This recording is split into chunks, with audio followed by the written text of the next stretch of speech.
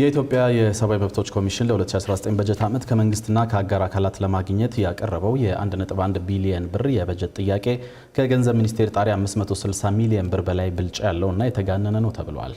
ይህ የተባለው የፕላን በጀትና ፋይናንስ ጉዳዮች ቋሚ ኮሚቴ የኮሚሽኑ የበጀት ሰሚ ባካሄደበት መድረክ ላይ ሲሆን ኮሚሽኑ በበኩሉ ገንዘቡ 5 አዳዲስ ቅርንጫፍ ጽህፈት ቤቶችን ለማደራጀት እንዲሁም ሌሎች በርካታ ጉዳዮች አስፈላጊ እንደሆነ አስረድቶ የመካከለኛው ምስራቅ ውጥረት የአጋር አካላት ድጋፍ ጥያቄ ውስጥ እንዳስገባበት ተናግሯል።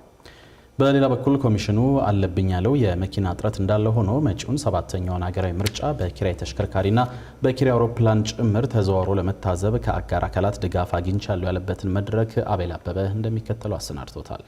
የኢትዮጵያ ሰብአዊ መብቶች ኮሚሽን ኢሰመኮ በ2018 በጀት ዓመት ከመንግስት ካዝና በተመደበለት 245 ሚሊዮን ብር እንዲሁም ከአጋር አካላት ባገኘው ከ387 ሚሊዮን ብር በላይ በሚሆን በጀት በድምሩ በ632 ሚሊዮን ብር ነው በሰብአዊ መብት ጉዳዮች ላይ ያተኮረ ተልእኮውን ሲያከናውን የቆየው። በትላንትናው ዕለት የኮሚሽኑ የ2018 የበጀት አፈጻጸምና የ2019 ዓ.ም የበጀት ስሚ በሕዝብ እንደራሴዎች ምክር ቤት ሲካሄድ ኮሚሽኑ ለቀጣይ በጀት ዓመት ከመንግስትና ከአጋር አካላት ላገኘው ይገባል ያለው ከ1.1 ቢሊዮን ብር በላይ የሆነ በጀት የተጋነነ ነው የሚል ቅሬታ ከቋሚ ኮሚቴው ተነስቶበታል። በ2018 በጀት ዓመት ከበጀቱ ከፍ ያለውን ገንዘብ ከውጭ አጋር አካላት ያገኘው ኮሚሽኑ በ2019 በጀት ዓመት ግን ከመንግስት የጠየቀው ገንዘብ ከአምናው ከ500 ሚሊዮን ብር በላይ ብልጫ ያለውና ከአጋር አካላት ከሚጠበቀውም ከፍ ያለው ነው ተስተውሏል።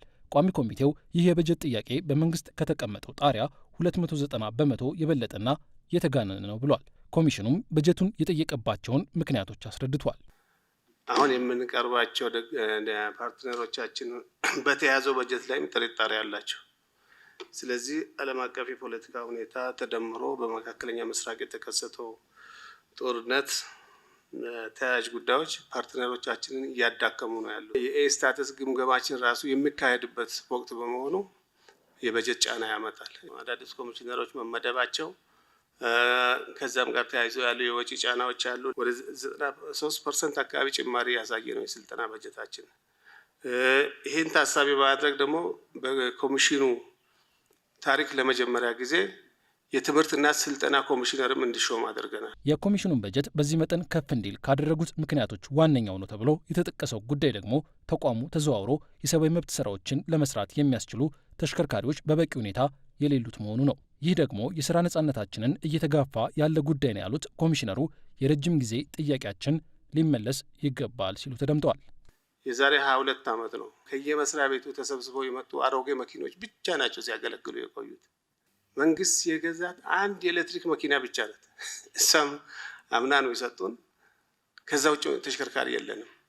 5 ጽህፈት ቤቶች ከፍተናል። ተሽከርካሪ ከሌላቸው ኢንዳይሬክትሊ ኦፕሬሽናል ነጻነታችን አደጋ ውስጥ ነው የሚገባው። ተንቀሳቅሶ የማይሰራ ጽህፈት ቤት ከፍተን ቁጭ ካል በተዘዋዋሪ መንግስት በኮሚሽኑ ላይ በጀት ባለመመደብ ጫና እያደረገ ነው የሚል ትርጉም ነው የሚመጣው።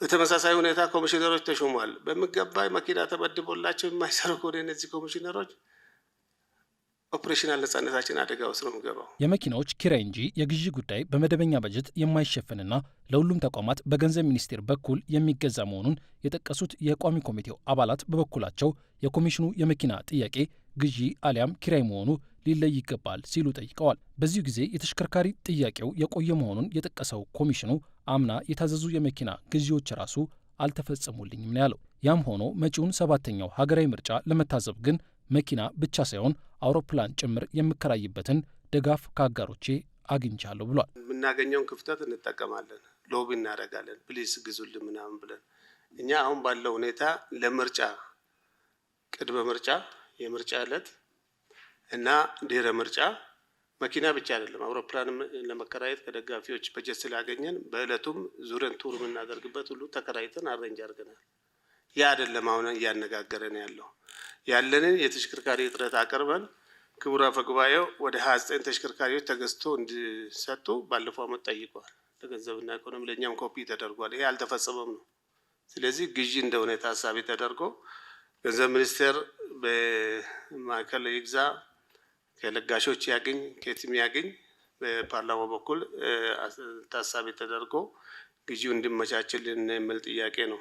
በዚሁ ጊዜ ኢትዮጵያ በፈረንጆቹ 2027 ጥር ወር የአፍሪካ የሰብአዊ መብት ተቋማት 16ኛ ጠቅላላ ጉባኤን እንድታካሂድ መመረጧን ያስታወሰው ኢሰመኮ የዚህ ኮንፈረንስ የቅድመ ዝግጅት ስራ የበጀት ጫና እንደሚፈጥር ጠቅሶ ለጉባኤው ብቻ የሚሆንና ከ2019 የበጀት ዓመት ውጪ የሆነ ተጨማሪ $400,000 ከመንግስት እንደሚጠይቅ አሳውቋል። በዚሁ የበጀት ስሚ ላይ ከአንድ የቋሚ ኮሚቴው አባል የቀረበ ጥያቄ ኮሚሽኑ በየዓመቱ ከመንግስትም ሆነ ከአጋር አካላቱ በሚበጀትለት በጀት በኢትዮጵያ የሚስተዋሉ የሰብአዊ መብት ጥሰቶች እንዲቀንሱ ማድረግ ችሏል ወይ? የተበጀተውስ ገንዘብ በሰብአዊ መብት አጠባበቅ ላይ ምን የሚታይ ለውጥ አመጣ? የሚል ነበር።